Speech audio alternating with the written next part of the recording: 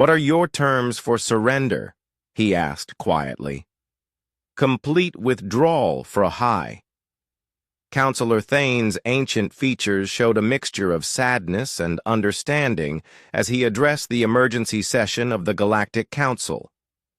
Representatives from dozens of species had gathered to witness the aftermath of the first interstellar war humanity had fought since joining the galactic community.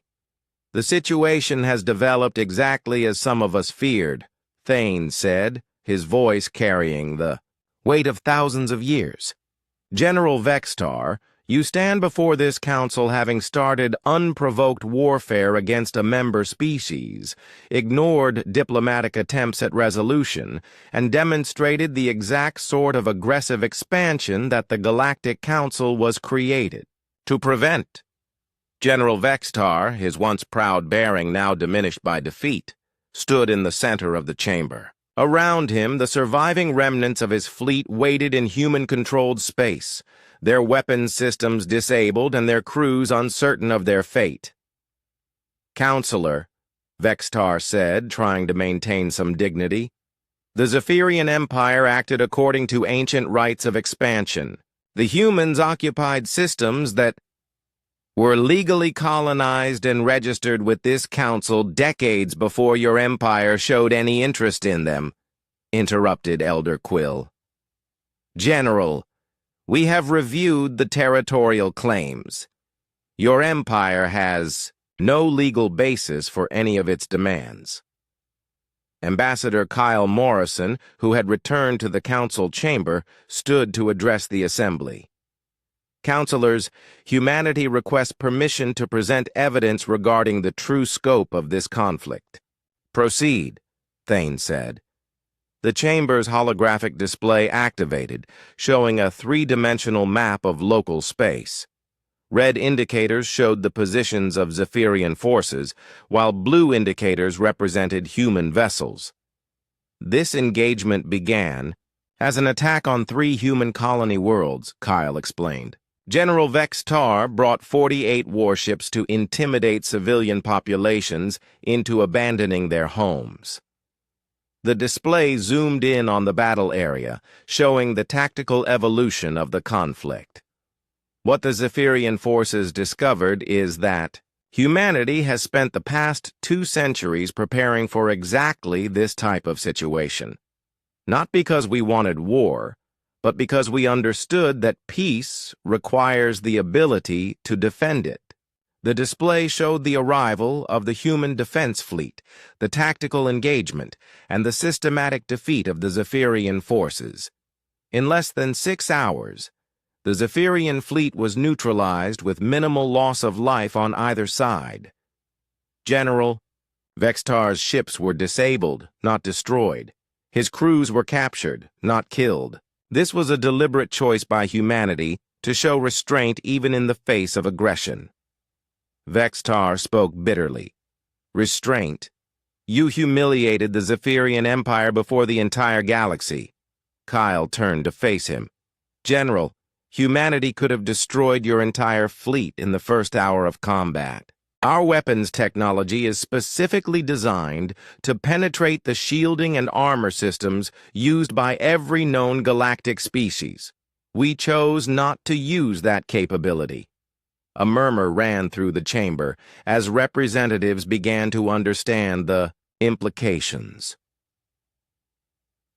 High Counselor Thane leaned forward. "Ambassador Morrison, are you stating that humanity deliberately limited its response to minimize casualties?" "Yes, Counselor. Human military doctrine emphasizes the principle of proportional response. We use only the minimum force necessary to neutralize a threat." Elder Quill spoke with growing concern. "But, Ambassador, the tactical displays suggest your forces were vastly superior to the Zephyrian fleet. How is this possible if humanity has been at peace for 2 centuries? Kyle paused, seeming to choose his words carefully. "Elder Quill, humanity has been at peace, but we have never been unprepared. During our isolation period before joining the galactic community, we detected evidence of various interstellar civilizations. Some appeared peaceful, others showed signs of aggressive expansion. He gestured to the tactical display, which now showed a broader view of human space. We made the decision to prepare for multiple scenarios, including the possibility that not all galactic species would welcome newcomers peacefully. This preparation included technological development, fleet construction, and tactical planning. How extensive was this preparation? Asked Counselor Wrath of the militant Corvin species. Kyle looked around the chamber. Counselors, I think it would be instructive to show you the full scope of human defensive capabilities. The display expanded to show human space in its entirety. What had appeared to be lightly defended colonial systems were revealed to contain massive defensive installations, hidden fleet bases, and technological facilities that dwarfed anything previously registered with the Council. Every human colony world is built around a defensive core capable of withstanding prolonged military assault, Kyle explained. Every system contains hidden installations and reserve fleets. Every piece of human technology registered with the Council represents only the civilian applications of our actual capabilities. The chamber erupted in surprised voices as representatives began to grasp the true extent of human preparation. Counselor Wrath leaned forward aggressively. Are you telling this council that humanity has been deceiving us about your true military strength? No, Kyle replied calmly. We have been honest about our desire for peace and our commitment to galactic civilization. We simply never volunteered information about our preparations for worst-case scenarios. High Counselor Thane raised his hand for silence. Ambassador, the Council appreciates honesty, but some of us are concerned about the implications. If humanity has been preparing for war while publicly advocating peace, what does this say about your true intentions? Kyle's expression grew serious. Counselor Thane, it says that humanity has learned from our history. We know that hoping for peace is not sufficient to preserve it. We know that good intentions do not protect innocent lives from aggressive neighbors. We know that the price of peace is eternal vigilance. He paused, looking around the chamber.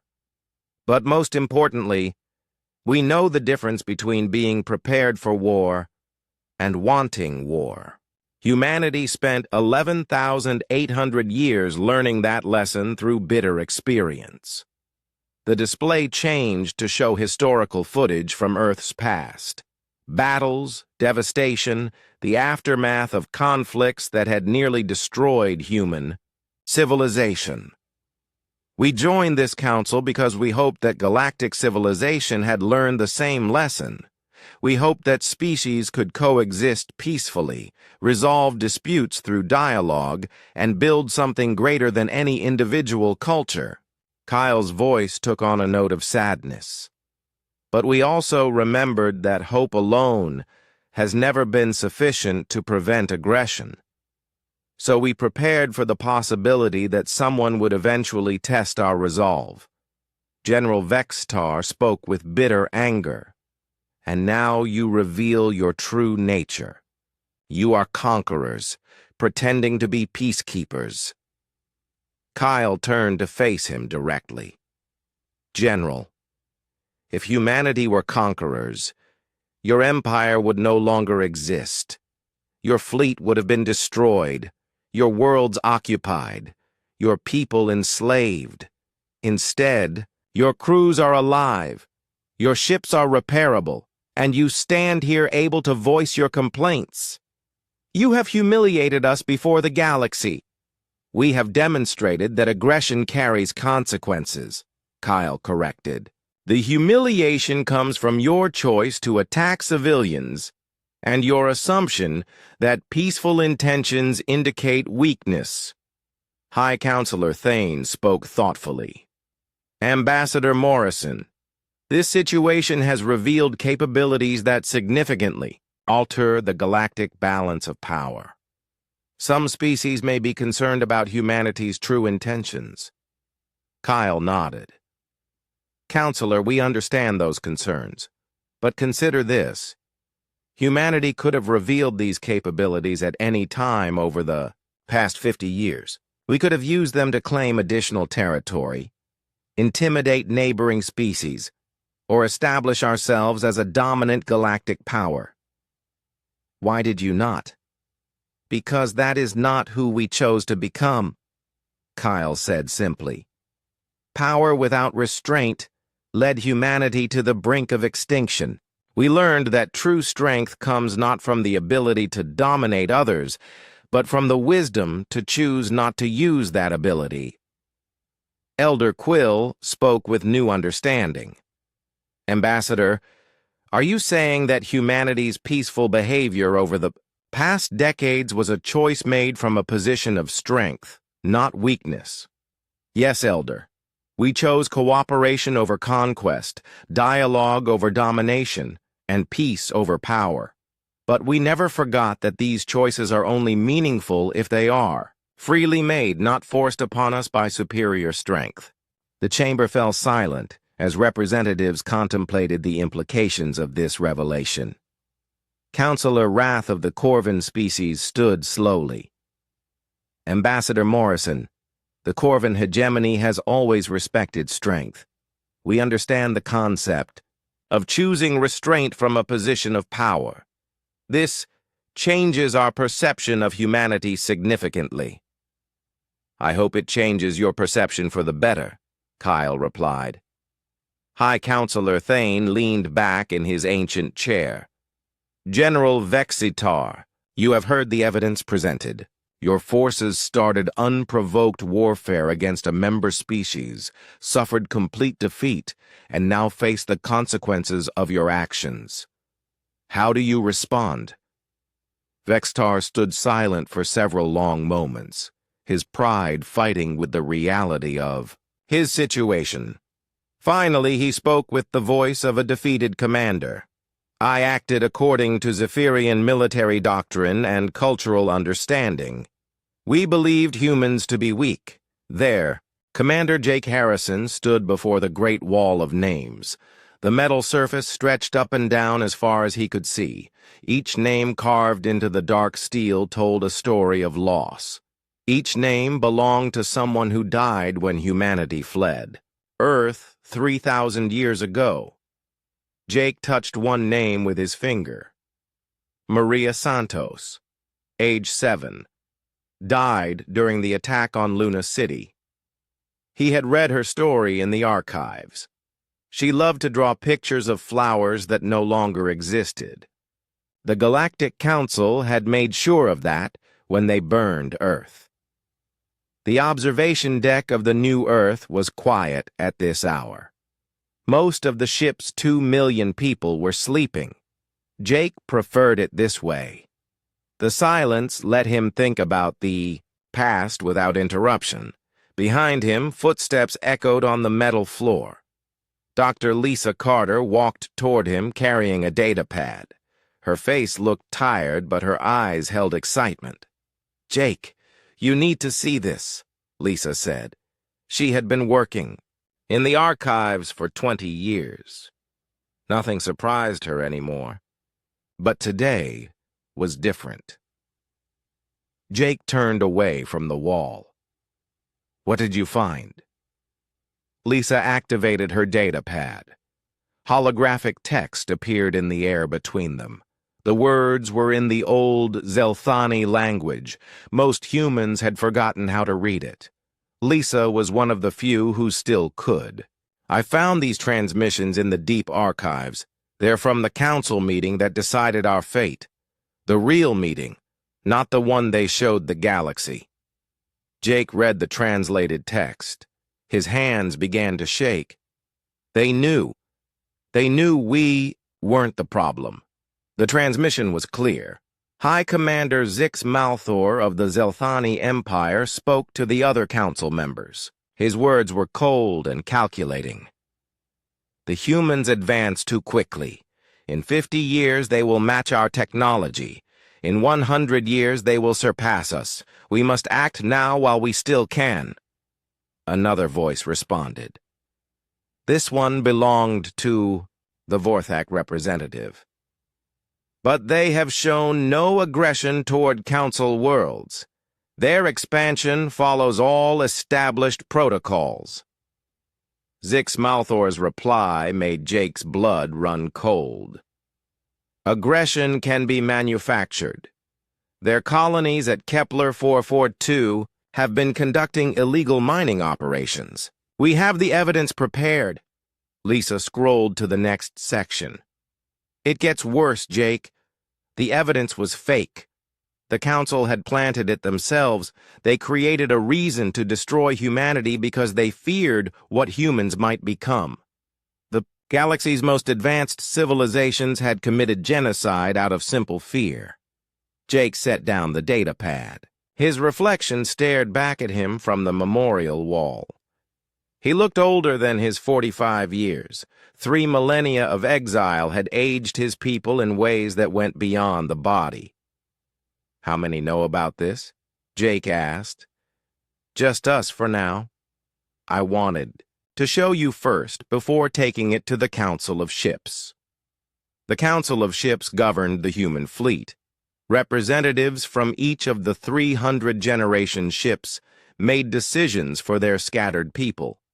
Jake was one of those representatives. His ship, the New Earth, was among the largest in the fleet. We have to tell them, Jake said. All of them.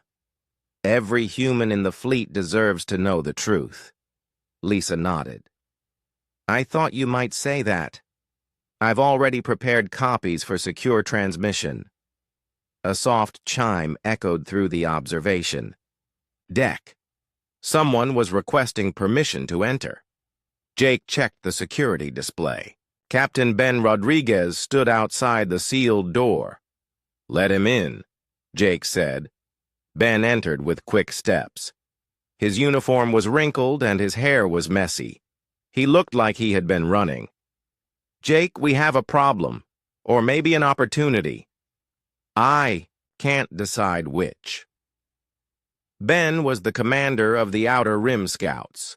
His small ships traveled beyond the edge of known space, looking for new worlds and resources.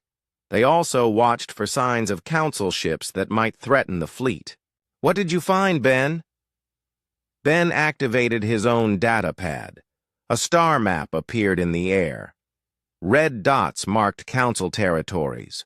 Blue dots showed human settlements. Far from both, a single green dot pulsed. My scouts found a derelict Council ship. 3 days ago. It was drifting in deep space, completely dead. We managed to access its navigation computer before it fell apart. The green dot expanded. System coordinates appeared alongside it. Jake recognized the format, but not the location. Where? Is this? Zentara Prime, Ben said quietly. Lisa dropped her data pad. The sound of it hitting the floor echoed through the chamber. Zentara Prime was the capital world of the Galactic Council. It was the heart of the Empire that had destroyed Earth. For 3,000 years, no human knew where it was located. The Council had kept that secret carefully guarded. Are you certain? Jake asked. Ben nodded. The navigation logs are clear. This ship was traveling from Zentara Prime to a patrol station near our old territory. The route is marked and confirmed. Jake looked back at the memorial wall. Billions of names stared down at him. Children who never grew up. Parents who never saw their grandchildren. Scientists who never finished their work. Artists who never completed their masterpieces, all because the Council feared human potential. There's more, Ben continued. The ship's sensor logs show something interesting. Council military strength is not what it used to be. Their fleet numbers have dropped significantly over the past 1,000 years. Why would that happen? Lisa asked. Peace, Jake answered. 3,000 years of unchallenged rule. No external threats means no need for a large military. Ben smiled grimly. That's what I thought too. My scouts also intercepted some communication fragments. The Council species are not happy with Zelthani leadership. There have been rebellions on at least 6 worlds in the past century. Jake's mind began to work.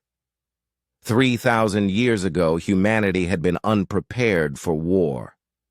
They were explorers and builders, not soldiers. The Council's surprise attack had scattered them like leaves in the wind. But 3,000 years of exile had changed them. The generation ships were not just homes now. They were mobile factories, research centers, and military bases. Humanity had learned to build weapons that could punch through any defense. They had created technologies that the Council had never imagined. We need to call an emergency session of the Council of Ships, Jake said. Lisa picked up her data pad from the floor. I'll prepare my findings for presentation. Ben nodded. I'll have my scouts compile everything they found. Full technical specifications and strategic assessments. Jake looked one more time at the memorial wall. His eyes found the name of his great-grandmother. She had died during the evacuation of Mars.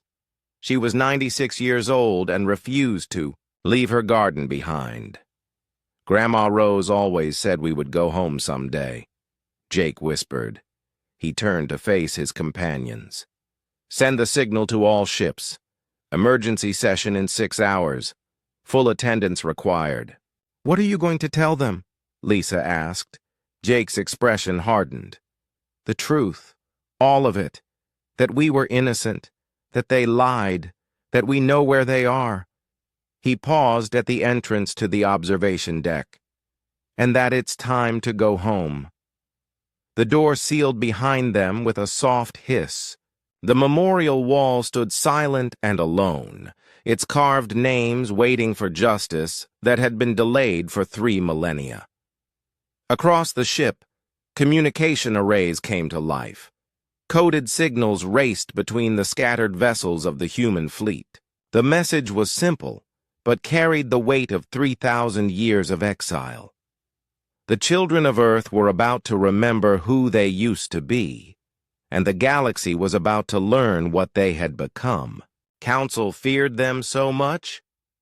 Soon she would find out, and the galaxy would learn what the human ship New Dawn dropped out of hyperspace at the edge of the Kepler 442 system. Commander Tony Clark sat in the captain's chair, watching his screens. As they detected the Council patrol station ahead, it had been 3,000 years since a human vessel entered Council space. Tony's hands were steady on the controls, but his heart pounded like a war drum. This moment would change everything. "Sir, the patrol station is hailing us," reported Lieutenant Julie Adams from the communications station. Tony nodded. "Put them through."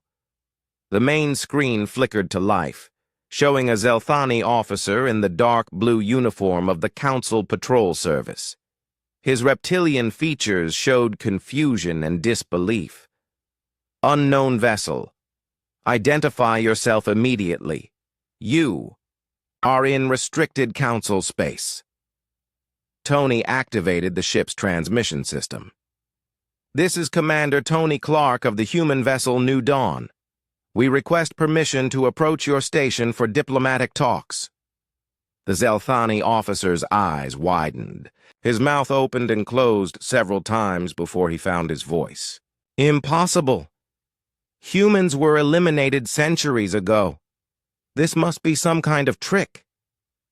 "No trick," Tony replied calmly. "We are exactly what we appear to be. Survivors of the genocide your people committed against ours 3,000 years ago." The alien officer, whose name appeared on Tony's screen as Station Commander Vex Korath, began typing rapidly on his control panel.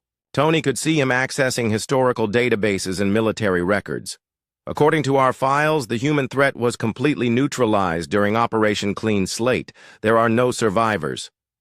Tony's jaw tightened at the casual mention of the operation that had destroyed his species' homeworld. Your files are wrong, Commander. We survived, we adapted, we evolved, and now we have returned. Vex Korath's expression grew suspicious. Even if some humans survived, you would be primitive refugees hiding in the outer darkness. You could not possibly have built ships capable of reaching this system. Would you like us to demonstrate our capabilities? Tony asked with a cold smile. Behind him, Weapons Officer Steve Baker looked up from his controls. Sir, I'm reading weapons log from the patrol station. They're charging plasma cannons. Tony was not surprised. The Council's first response to unexpected situations had always been violence. Some things never changed. Evasive maneuvers, Tony ordered, but do not return fire unless I give the command. The new dawn began moving in a complex pattern that made it nearly impossible for the station's weapons to track. The ship's movement was smooth and precise, far beyond what Council technology could achieve. Vex Korath fired his plasma cannons.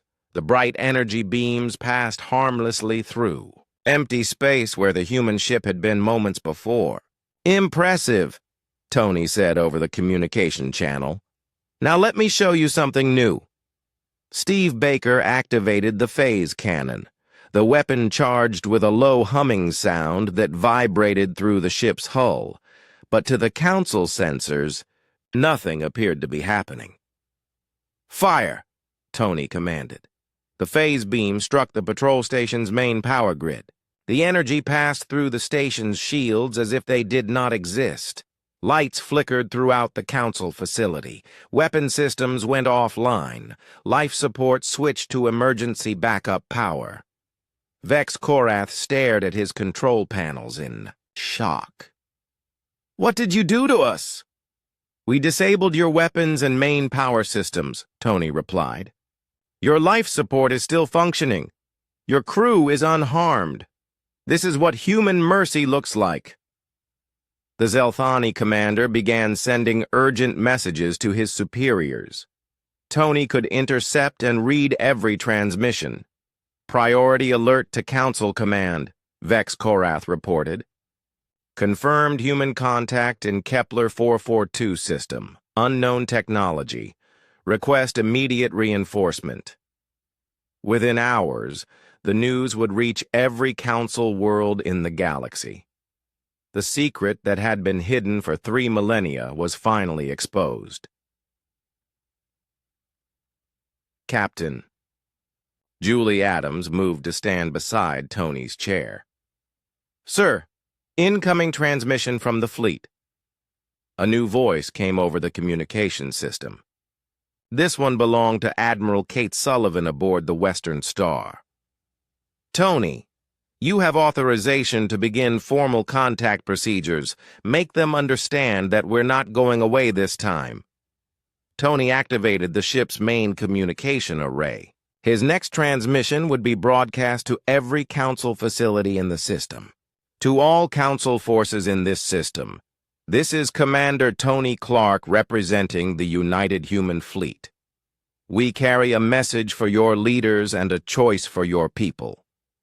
He paused, looking at the image of Vex Korath on his screen.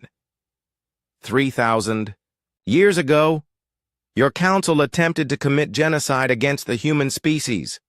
You destroyed our worlds, killed billions of our people, and scattered the survivors into the dark between stars. Tony's voice grew stronger. You did this because you feared our potential. You were afraid of what we might become. Today, you will learn whether your fears were justified. On his secondary screens, Tony could see more human ships dropping out of hyperspace throughout the system. Not just a few vessels, but dozens, each one more advanced than anything the Council had ever built. We have returned to offer you a choice. Tony continued. Acknowledge the crimes committed against our people. Provide reparations for the genocide. Submit to investigation and trial for those responsible. Do this, and we will work together to build a better galaxy for all species. Vex Korath found his voice. And if we refuse? Tony's expression grew cold. Then you will discover what 3,000 years of forced evolution has done to the human species. We are no longer the peaceful explorers you tried to destroy. We have become something new, something harder, something you definitely do not want as an enemy. The transmission ended, leaving the Council station in shocked silence. Back on the New Dawn, Tony's crew worked efficiently to monitor Council communications throughout the system. The panic was immediate and widespread. "Sir," reported Communications Officer Dan White, "Council Command is mobilizing their third fleet. Estimated arrival time is 72 hours. Tony nodded. He had expected this response. The Council would try to solve this problem with force, just as they had 3,000 years ago. But this time would be different. "Signal the fleet," Tony ordered. "Tell Admiral Sullivan that the Council has chosen to respond with military action. We are cleared for full defensive measures." Julie Adams worked at her station, sending coded messages to the waiting human vessels. "Sir, Admiral Sullivan confirms receipt. She says to tell you, let them come." Tony smiled grimly. Kate Sullivan had spent her entire career preparing for this moment. Her ships carried weapons that could phase through any defense. Her crews had trained for every possible scenario. Her soldiers were ready to finish what the Council had started. "Sir," Dan reported, "we're receiving communications from non-Council sources throughout the system. The Vorthak mining colonies, the Milani cultural centers, and the Grendar farming settlements." "What are they saying?" Dan looked up with surprise on his face. "They're asking if we need assistance, sir. The Vorthak miners say they have ships available. The Milani artists are offering to spread our message through their communication networks. The Grendar farmers want to provide supplies and safe harbor." Tony felt a surge of hope. Not everyone in the galaxy supported Council rule. The oppressed. Species remembered the stories their grandparents told about humans who had been kind to aliens when most species treated them as inferior. "Send replies to all of them," Tony ordered. "Tell them we appreciate their offers but want them to stay safe. When the fighting starts, they should protect their own people first." Over the next 2 days, more human ships arrived in the system. The Council watched in growing horror as their scanners detected vessels unlike anything in their databases. Ships that moved without visible propulsion. Weapons that could fire through solid matter. Defense systems that seemed to bend the laws of physics. Commander Vex Korath sent increasingly desperate reports to his superiors. "Human technology appears to be centuries ahead of our own. Their ships show capabilities that our science considers impossible. Recommend immediate negotiation rather than military action." The Council's response was predictable. "Maintain position. Reinforcements are en route. The human problem will be solved permanently this time." Tony read the intercepted message with sadness. The Council had learned nothing in 3,000 years.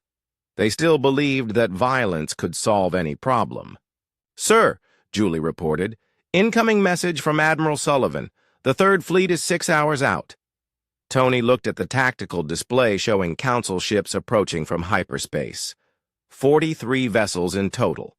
Cruisers, destroyers, and one massive dreadnought that served as the fleet flagship. 3,000 years ago, such a force would have been unstoppable. Today, it was barely adequate for a training exercise. "Signal all human vessels," Tony ordered. "Battle stations, but remember our rules of engagement. We disable, not destroy. We capture, not kill. We are better than they are. The crew of the New Dawn took their positions with calm efficiency. They had trained for this moment their entire lives. Their parents and grandparents had fled from Council ships in terror. But they would not run. Today, humanity would stand and fight. And the galaxy would see what survivors could become. Admiral Kate Sullivan watched the Council Third Fleet drop out of hyperspace on her command screens. 43 ships arranged in perfect battle formation, just like the textbooks taught them 3,000 years ago. They haven't learned anything, Kate muttered from her position on the bridge of the Western Star. Her tactical officer, Commander Matt Johnson, looked up from his displays. Admiral, the Council flagship is broadcasting on all frequencies. They're demanding our immediate surrender. Kate almost smiled. Put them through. The main screen showed a Zelthani admiral in elaborate ceremonial armor. His name appeared as Fleet Admiral Zix Korath, grandson of the High Commander who had ordered Earth's destruction. Human vessels, I am Admiral Zix Korath of the Galactic Council Third Fleet. You will power down your weapons and prepare to be boarded. Resistance will result in the complete destruction of your primitive ships. Kate activated her response. Admiral Zix Korath. I am Admiral Kate Sullivan of the United Human Fleet. Your grandfather tried to destroy my people 3,000 years ago. Today, you will learn how well that worked out. Zix Korath's expression grew angry. My grandfather was a hero who saved the galaxy from human aggression. I will finish what he started. Please try, Kate replied calmly.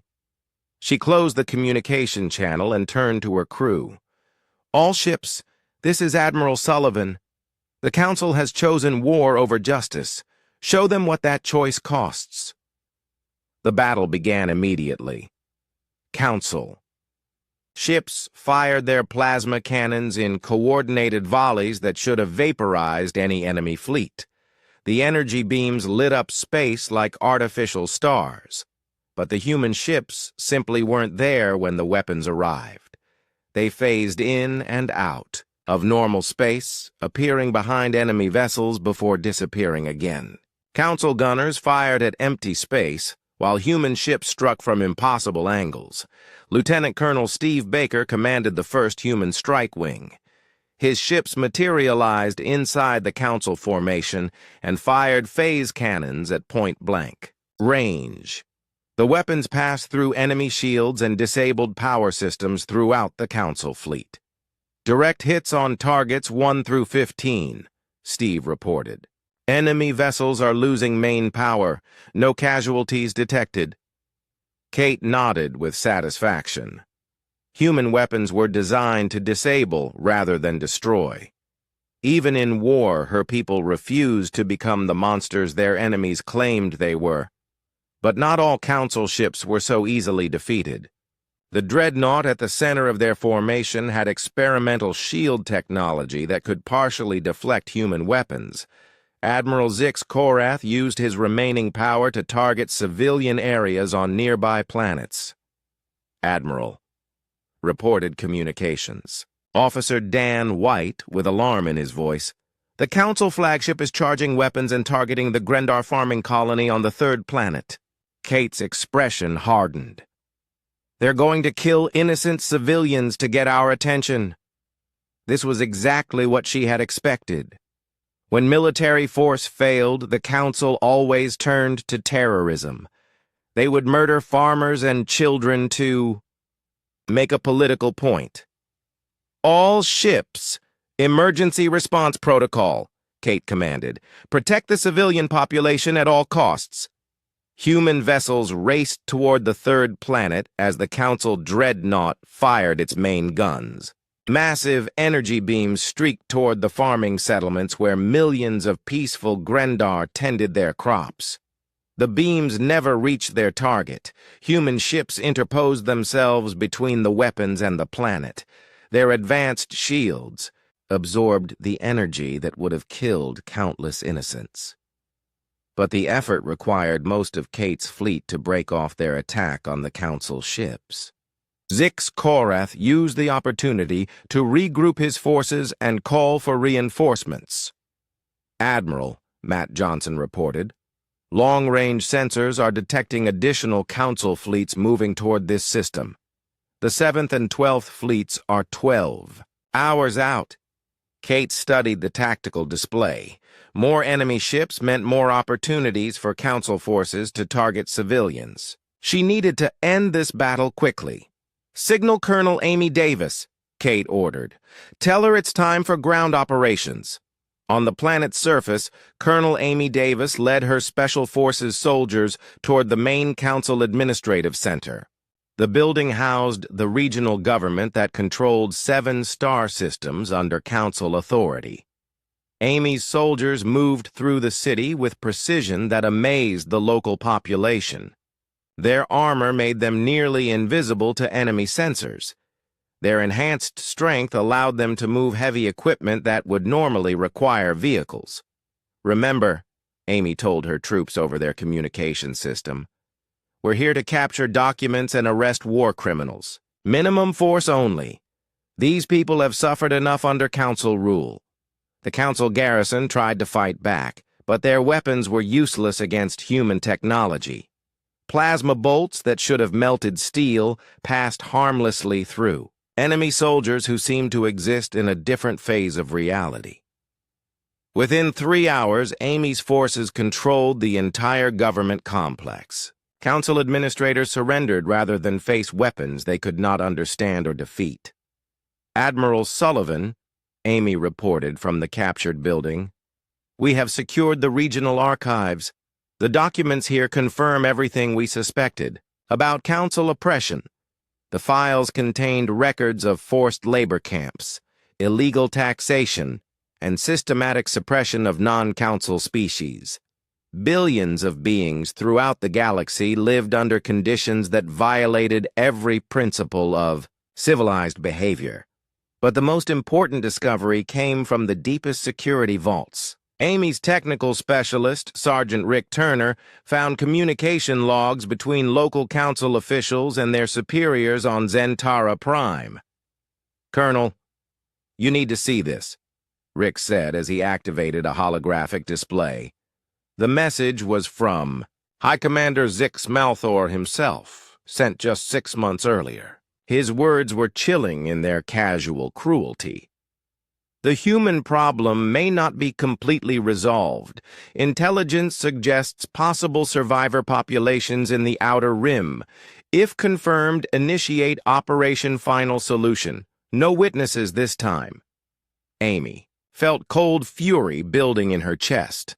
The Council had been planning to finish their genocide. They wanted to hunt down and kill every last human in the galaxy. "Upload everything to the fleet immediately," Amy ordered. "Every species in Council space needs to see what their leaders really think of them." Meanwhile, in space above the planet, Kate Sullivan faced a difficult decision. Council reinforcements were approaching, and her fleet could not protect every civilian population in the system while fighting 3 separate enemy fleets. But help was coming from an unexpected source. "Admiral," Dan White reported with excitement, "we're receiving communications from Vorthak mining ships throughout the system. They're offering to assist our operations." Kate looked at the display showing dozens of Vorthak vessels emerging from asteroid mining stations. The ships were not warships, but they carried industrial equipment that could be dangerous in the right hands. What are they proposing? They want to use their mining charges to destroy Council supply depots and communication relays. They say, "It's time to settle old debts." Kate made her decision. "Tell them to coordinate with Commander Baker's strike wing, but emphasize that we want military targets only. No civilian casualties." The battle expanded as more species joined the fight against Council forces. Milani artists jammed Council communication frequencies with broadcasts of human diplomatic messages. Grender farmers provided supplies and intelligence about Council troop movements. The tide was turning. But Kate knew this was only the beginning. News of the battle would reach every council world within days. The galaxy's most powerful government would mobilize everything they had to crush the human rebellion. "Admiral," Matt Johnson reported, "incoming priority message from Commander Jake Harrison aboard the New Earth." Jake's image appeared on the communication screen. Behind him, Kate could see the bustle of a ship preparing for major operations. "Kate, the Council of Ships has approved the next phase of our operation. We're moving the entire fleet toward Council space. It's time to take this fight to their home worlds." Kate nodded. The battle for Kepler 442 had been a test. Human technology, human tactics, and human resolve had all proven superior to their enemies. Now it was time to use those advantages on a larger scale. "Understood, Jake. We'll maintain position here and continue supporting the local liberation efforts. How long before the main fleet arrives?" 60 days, Jake replied.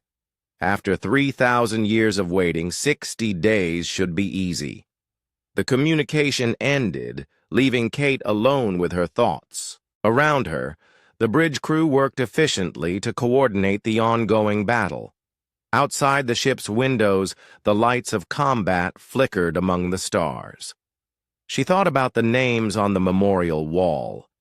The billions who had died when the Council destroyed Earth. The children who had grown up in exile, the elderly who had never seen their home world again. All of them deserved justice. And now, finally, justice was coming. The Council had made their choice 3,000 years ago. They chose genocide over diplomacy. They chose fear over understanding. They chose oppression over freedom. Now they would live with the consequences of those choices, because humanity was no longer running. They were coming home. Commander Jake Harrison stood on the observation deck of the New Earth, watching as Zentara Prime grew larger in the viewport. The capital world of the Galactic Council looked exactly as he had imagined it. Gleaming cities covered the continents. Orbital stations ringed the planet like metallic jewelry. Ships moved in carefully controlled patterns that spoke of absolute authority. But that authority was about to end. 60 days of fighting across 17 star systems had brought the human fleet to this moment. Council forces had fought bravely, but uselessly against weapons and tactics they could not understand. System after system had fallen to human forces who fought with 3,000 years of accumulated rage tempered by an unshakable moral code. "Sir," reported Communications Officer Grace Mitchell, "Admiral Sullivan is requesting permission to begin the final assault." Jake activated his command channel. Kate Sullivan's image appeared on the screen, with the bridge of the Western Star visible behind her. "Jake, our scouts report that the Council is preparing to execute their Scorched Earth protocol. They'd rather destroy Zentara Prime than let us capture it." Jake was not surprised. The Council had always preferred to destroy rather than admit defeat. 3,000 years ago, they had been willing to commit genocide rather than face fair. "Competition from humanity. How long do we have?" "Maybe 6 hours before they trigger their planetary defense system. It's designed to crack the planet's crust if enemy forces get too close to the capital." Jake thought about the billions of innocent beings living on Zentara Prime. Most of them had no idea what their government had done in their name. They did not deserve to die for the crimes of their leaders. Kate. Prep the phase displacement. System. We're going to save this world whether the Council wants us to or not. Dr. Paul Martinez had spent the last 3 months perfecting the largest application of phase technology ever attempted. Instead of shifting weapons or ships out of normal space, they were going to phase an entire planet. "Sir," Grace reported, "incoming transmission from the Council High Command. They want to negotiate." Jake almost laughed.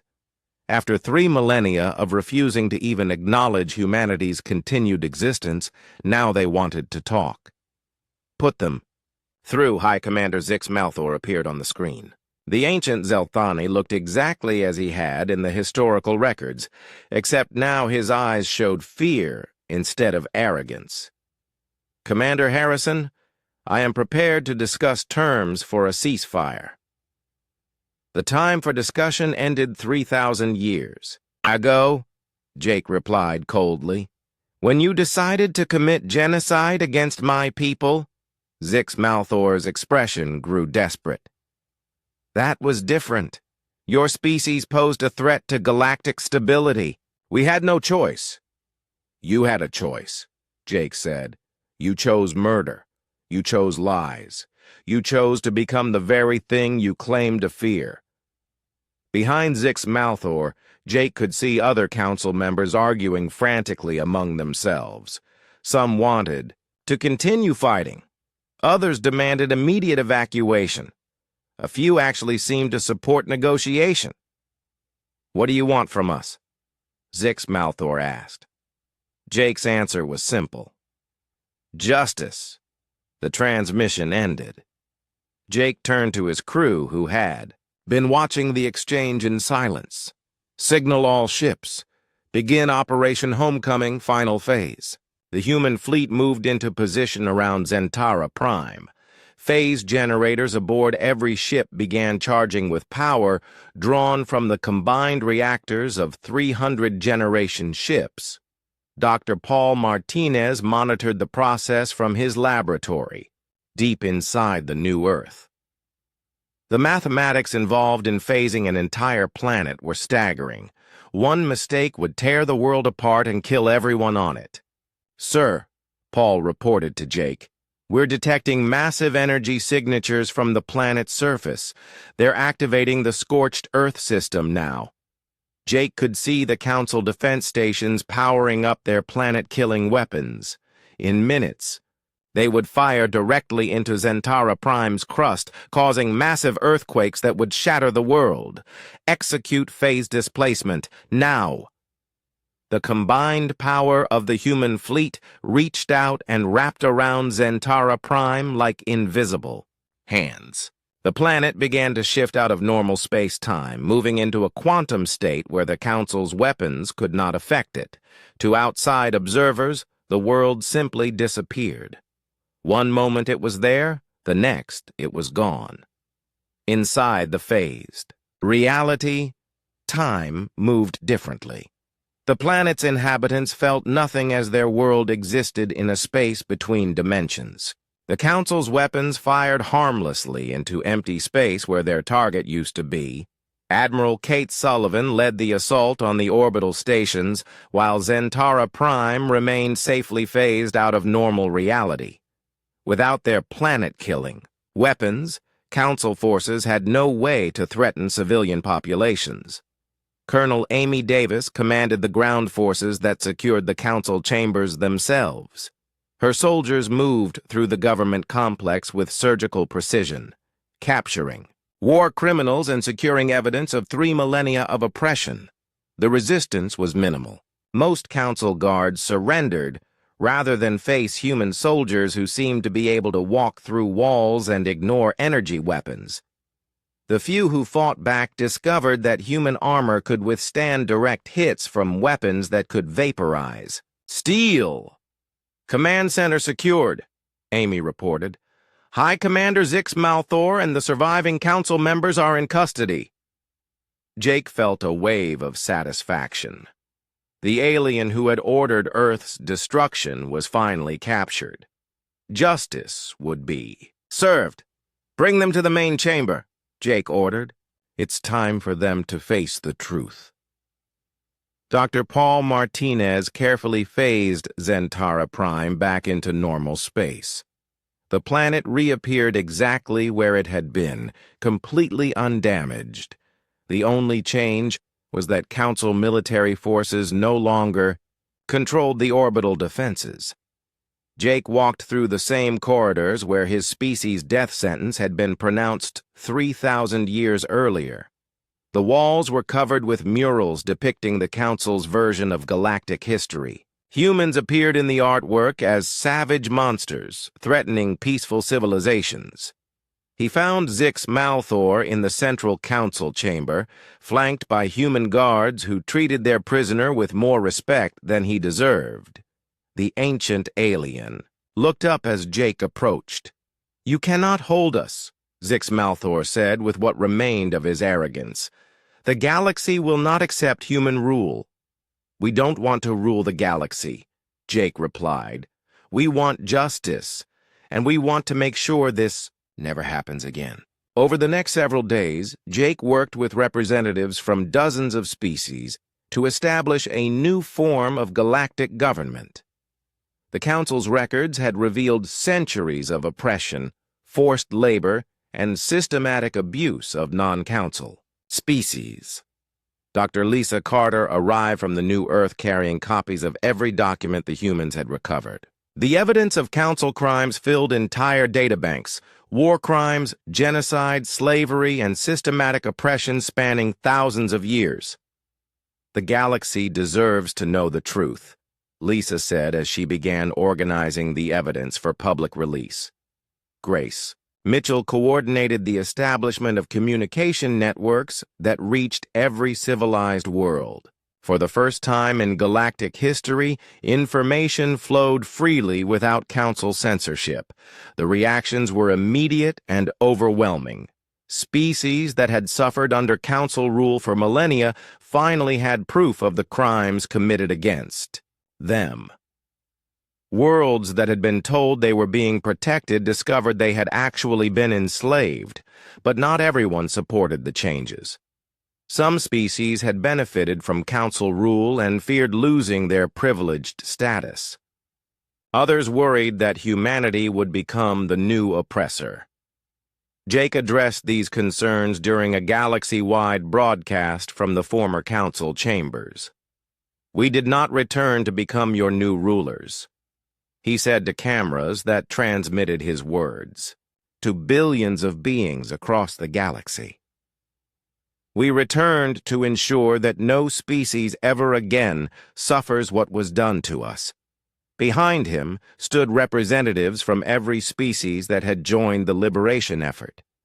Vorthak miners, Milani artists, Grender farmers, and dozens of others who had chosen freedom over oppression. "The new galactic government will be based on equality and representation," Jake continued.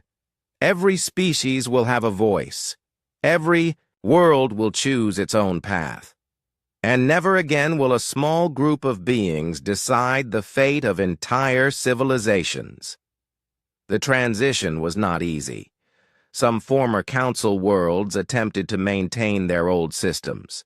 A few species tried to establish their own empires. But the human fleet remained in the galaxy, serving as peacekeepers and protectors of the new order.